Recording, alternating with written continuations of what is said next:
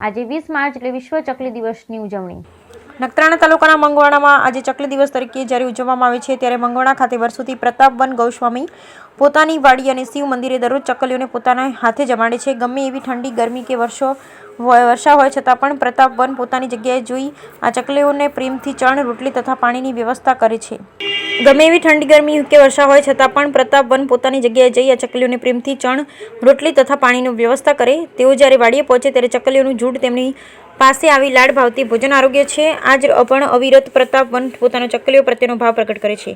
આથી હવે ઉનાળાની ગરમી ચાલુ થઈ જતા દરેક ભાઈઓ અને બહેનો હવે ગરમીના પ્રમાણમાં વધારો થતા તેમણે ઝાડ નીચે કુંડા રાખી તેની અંદર પાણી ભરી તેને પીવડાવવા અપીલ કરી। Bureau report Rameshbhai Bhanushali, Naliya, Abdasa.